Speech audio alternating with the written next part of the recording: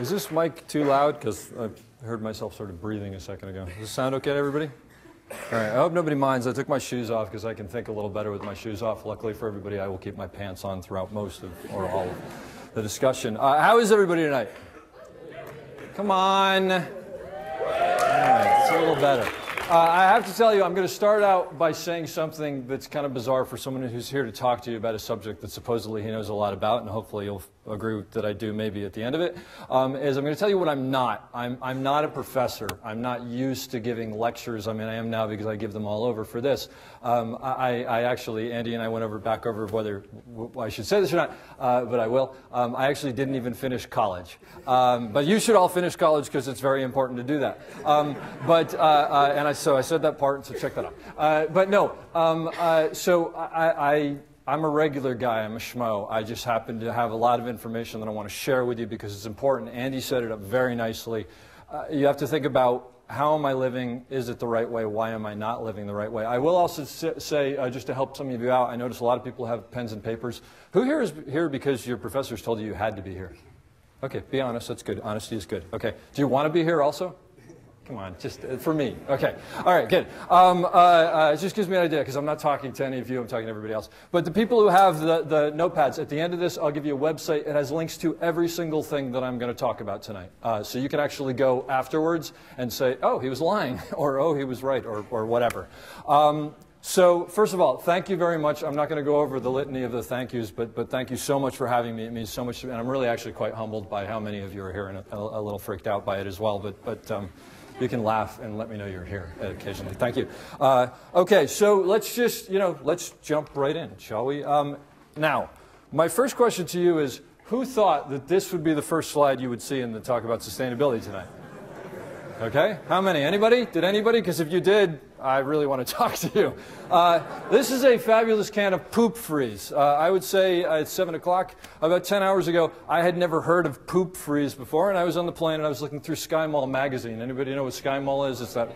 Okay, if you look through Sky Mall magazine, you look at the magazine, and it's filled with like 2,000 things, and there's not a single thing that anyone in the world actually needs in that magazine. Everybody wants some of them stuff, and personally, I kind of want some Poop Freeze. I got to be perfectly honest because it intrigues me. But I was reading it. And I always try to start my talks out a little differently. Once I get into the seminar, it kind of has a flow. But I always like to change it up a little bit for my own reasons. And I saw Poop Freeze, and sort of the lights came on and the angels sang. And I thought, that's it.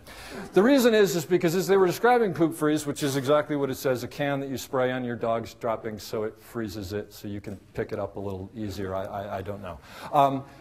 The two things that stuck out is one, that it's non-flammable, which I thought, well, that's a pretty good idea because you don't want it to be flammable because of your dog. And the other one was that it was earth-friendly. Okay? Now, can anybody in the room look at Poop Freeze and tell me how that's earth-friendly on any level whatsoever because of what it's doing? Okay? Maybe it's not earth-angry or whatever the opposite of earth-friendly is, but I thought, you know what, this is a really good way to start it. One, because I get to say poop a lot in front of a lot of college people, and that makes me laugh. But the other reason is because here's this product that I now am sitting 2,000, I don't know how many feet up in the air you are, thinking I have to have this, but I can't because I'm sort of trying to live a sustainable, oh, but it's earth-friendly, so everything's good, and I'm going to order a case of it, which I have, and hopefully it'll be home when I get there. No, I'm kidding about that part, because I'd have to keep it in the basement when I was done with it. But the point is, and it leads into what we're talking about today, which is chasing sustainability. The name of this little seminar is everything out there now. There's so much about green. There's so much about the environment. There's so much about, and I apologize if I'm not turning to you guys enough.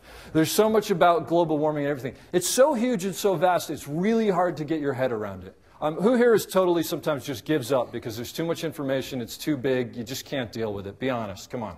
Come on. A lot of people do. Okay. Maybe not give up, but don't do as much. Because you look at it and you go, it's too big.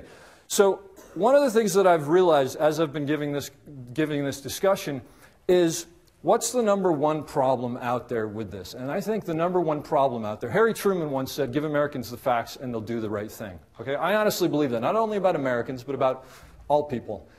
But the thing is, everything has become so vast and so disconnected that it's very easy to do the wrong thing. It's very easy to buy Poop Freeze because you think it's earth-friendly, because you're not thinking about the right things. And once you start thinking about the right things, you realize poop-freeze really isn't what you want to buy. I'm not going to talk about poop-freeze anymore because I've had my fill of it, so I'm going to move on now. But so the big thing to me, to get everybody on the right track and to get everybody moving in the right direction and moving towards a solution to the huge problems that we have as a society, is to start connecting the dots a little bit. So first of all, sustainability. You've probably all heard of the term sustainability. It's around a lot. Everybody obviously has heard of green. Green has been like done to death, and now you can buy like green Hummers and they'll tell you how great they are for the environment. It's been co-opted in a way. Unfortunately, sustainability may be down that path, but hopefully it won't be.